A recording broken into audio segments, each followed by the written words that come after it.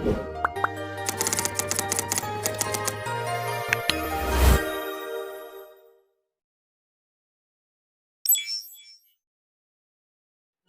Friends, welcome to my YouTube channel LOT life of trader. आज हम बात करेंगे कैसे आप मंडे का दिन प्लान कर सकते हैं। सबसे पहले अगर हम बात करें आपके फ्राइडे के मार्केट की, तो आपके जो बैंक थे काफ़ी वीक थे फ्राइडे के दिन, और निफ्टी आपका ठीक-ठाक कर रहा था, बट जो बैंक था वो काफ़ी नीचे की तरफ खींच रहे थे आपका, और जो सेलिंग थी काफ़ी इंटेंस देखने को मिली। और जो आपके ड्रैगर थे, आपका जो सबसे मेन जो आपका था एसबीआई काफ़ी वीक था, और जो सबसे ज़्यादा जो ड्रैग कर रहा था आपके बैंक निफ्टी को, वो ही नीचे की तरफ खींच रहा था। और जो मेन रीज़न था इसके पीछे, जो आपका जो फ्राइडे की सेलिंग जो आपने बैंक निफ्टी में देखने को मिली, क्योंकि बैंक निफ्टी काफ़ी ज़्यादा ही वीक था, और एक टाइम पे तो हम अराउंड 700 पॉइंट, 700 साढ़े 700 पॉइंट नीचे माइनस की तरफ से उसमें एंड ऑफ डे में एक हमें एक बाउंस देखने को मिला।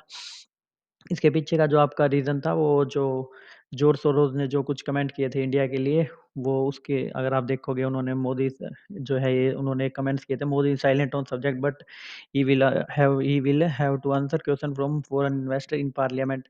और ये ज़्यादा कुछ मतलब पार्लियामेंट मतलब पॉलिटिकल है, तो इसमें हमें इतना जानने की कोई वो नहीं है। इससे पहले भी उन्होंने एक बार और ट्राई किया था ऐसे, मतलब इंडिया के लिए बोलने के लिए। पहले भी उन्होंने 2020 में भी वो कुछ बोले थे इंडिया के लिए। तो इसके चक्कर में आपने बैंक्स देखे कुछ वीक थे, वीकनेस थी बैंक्स में, क्योंकि पता है आपको जॉर्ज सोरोस बहुत बड़े एक इन्वेस्टर है, और जो पहले एक बिलियनियर ट्रेडर भी रहे हैं, पर फिलहाल वो अभी एक इन्वेस्टर है। और नहीं पता तो आपको जॉर्ज सोरोस का, तो जॉर्ज सोरोस वही इंसान है जिन्होंने जो आपका पौंड है, पौंड को काफ़ी शॉर्ट किया था उन्होंने। शायद एक ब्लैक वेडनेसडे जो एक दिन है, वो आप अगर सर्च करोगे आप यूट्यूब पे तो आपको मिल जाएगा।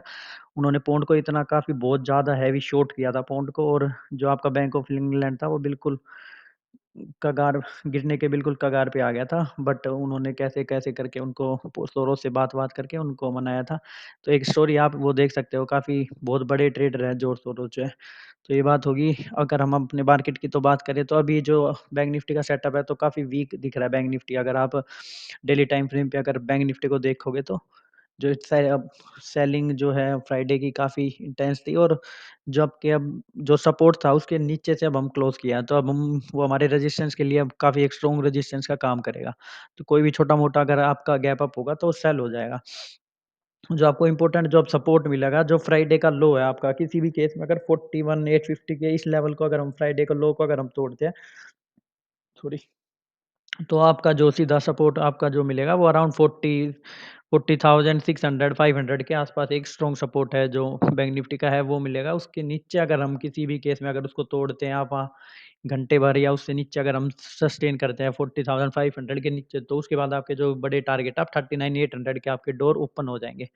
अगर ऊपर की बात करें, तो ऊपर अगर बैंक निफ्टी के लिए जो काफ़ी बड़ी जो हर्डल है वो अभी काफ़ी है अभी ऊपर के लिए। अगर पहली जो आपकी है 40,500 41,500, उसके ऊपर अगर हम निकलते हैं तो आप 200-300 पॉइंट वहाँ देख सकते हो। 41,700 1050 वो एक काफ़ी स्ट्रॉन्ग रेजिस्टेंस है। वहाँ मैं एग्रेसिव सेल ही करूँगा। अगर मेरे को कोई गैप वगैरह मिलेगा, तो मैं पहला गैप सेल करने के लिए ही देखूँगा।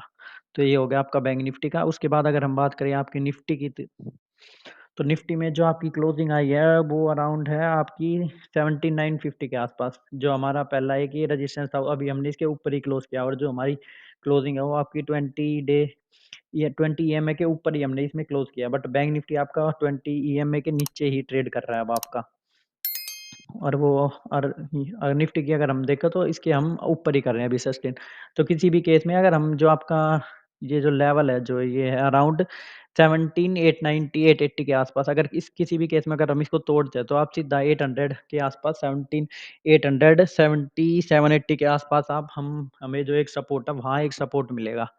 अगर हम उसको होल्ड करते हैं तो ठीक है, वरना जो हमारा नेक्स्ट जो सपोर्ट मिलेगा वो हमें 500 के आसपास ही मिलेगा। और अपसाइड की अगर हम बात करें, तो 18,030 के ऊपर, अगर 30 या 50 के ऊपर अगर हम निकलते हैं, तो ऊपर उसके ऊपर हम देख सकते हैं एक शॉर्ट शॉर्ट कवरिंग बाउंस जो हमें देखने को मिल सकता है। बट ओवरऑल जो आपका सेटअप है, वो सेटअप आपका सेल ऑन राइज ही रहेगा। कोई भी गैप अप वगैरह होगा तो आप वहाँ सेल कर सकते हैं।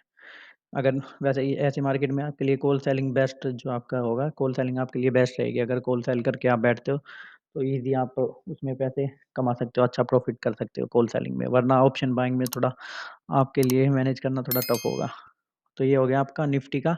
अगर हम बात करें आपके फिन निफ्टी की, तो फिन निफ्टी में देखें तो हम जो आपकी क्लोजिंग है वो आपके जो हमारे इम्पोर्टेंट सपोर्ट है, जब ये अभी उसके ऊपर एक बार हमने इसको ब्रेक किया था, बट जो क्लोजिंग में हमने एक बाउंस देखा उसके बाद हम इसके ऊपर ही क्लोज किए हैं।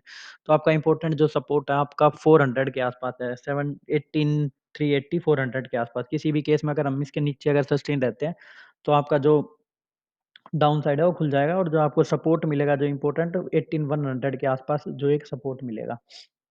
अगर अपसाइड की अगर हम बात करें तो अपसाइड में बैंक निफ्टी के लिए आपकी जो पहली हर्डल होगी वो 18550 550 600 के आसपास एक मेजर रेजिस्टेंस है जो आपके फिन निफ्टी का, वो वहाँ देखने को मिलेगा। तो ये हो गया आपका, अगर उसके ऊपर अगर हम निकलते हैं तो आप वहाँ एक शॉर्ट कवरिंग बाउंस देख सकते हैं 100-150 पॉइंट का।